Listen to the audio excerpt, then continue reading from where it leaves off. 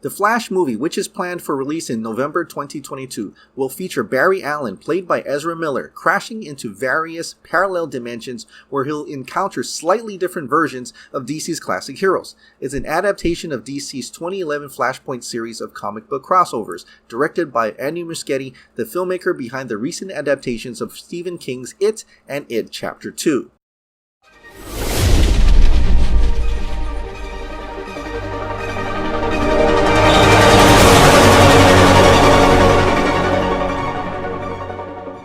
Fans are mixed, however. Snyder fans are afraid that The Flash will destroy the Snyderverse.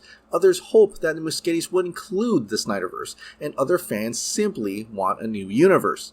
I, however, find it rather interesting that Ben Affleck, Ray Fisher, Zack's frequent VFX collaborators all express enthusiasm on working on this project. Kiersey Clemons was included as well, despite not even showing up in Joss Whedon's 2017 Justice League.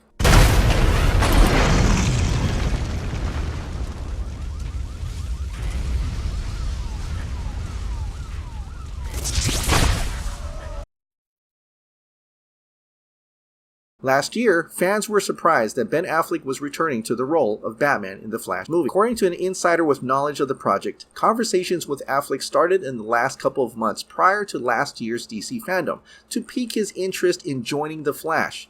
Before committing, Affleck had notes on the script which were addressed in the draft given to him last week, and he finally agreed to join the project in those last couple of days. I heard about you. Didn't think you were real. I'm real when it's useful.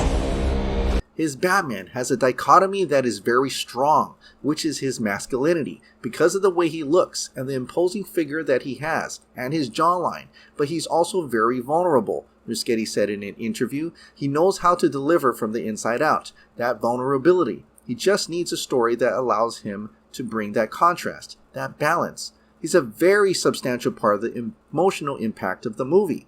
The interaction and relationship between Barry and Affleck's Wayne will bring in an emotional level that we haven't seen before. It's Barry's movie, it's Barry's story, but their characters are more related than we think. They both lost their mothers to murder, and that's one of the emotional vessels of the movie. That's where Affleck Batman kicks in. What are your superpowers again? I'm rich. Ray Fisher, who played Cyborg in Justice League, had also signed on to be in the Flash movie.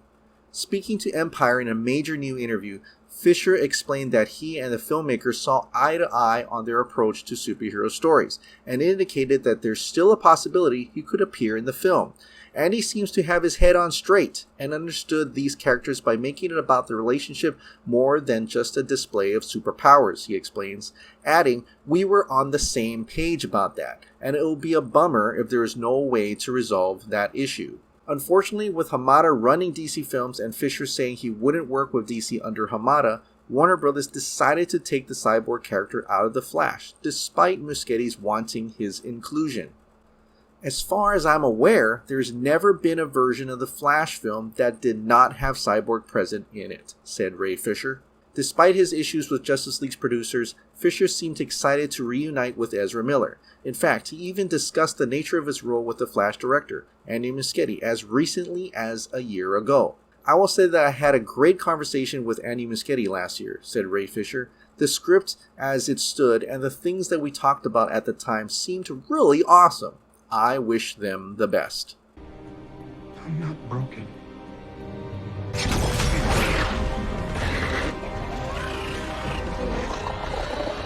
And I'm not alone. VFX artists who have worked on Zack Snyder's films didn't want to return to the DCEU, but interestingly enough, the Flash script convinced them to return.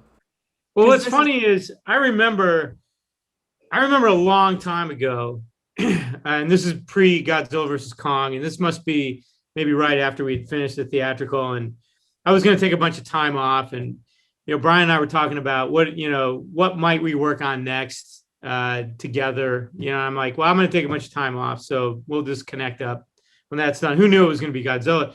But I remember we did speak specifically because we knew that the studio, that Warner Brothers, was trying to do some kind of a Flash movie. Like Ezra was always attached. And I remember talking to a couple of the visual effects executives there because they're like, well, what would you do? You know, because I was like, I don't know that I want to do the DC universe anymore. This left a huge bad taste in my mouth. You know, it's like, let's move on, you know. And then they said, well, would you do a Flash movie? And I said, yeah, I would do that. I would do the Flash movie, you know, because I remember, Brian, you and I were always super interested in that. And right, I thought the character, I find the character really interesting. Yeah. And I don't know about, I mean, I know that at the time there were a couple of other versions floating around that I have to admit, I never read the scripts, but from what I heard about them, I wasn't that interested in that, you know, thematically.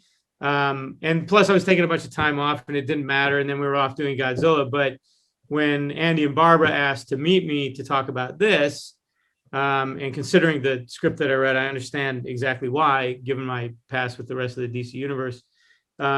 It was easy to say yes to that. You know, it was like, oh yeah. That's a great vote of confidence to go from feeling like you didn't want to come back to saying yes to this. So I think that's really exciting about the project, the Flash movie. Yeah. No, it was definitely exciting. I think I called Brian right away and said, I read this script faster than I've read any script in a long time. I said, I think you're going to like this, you know, which I think he did. Just gotta go faster than the speed of light, far beyond the speed of light. You gotta break the rule, Barry, and you've gotta do it now. Rumors continue to grow that Gal Gadot, Henry Cavill, and even Amber Heard are vying to cameo in the movie as well. Fans wonder if the Muschiettis are truly trying to destroy the Snyderverse, or actually include it into the DCEU. I guess we'll have to find out when The Flash is set to release in November of 2022. Make your own future.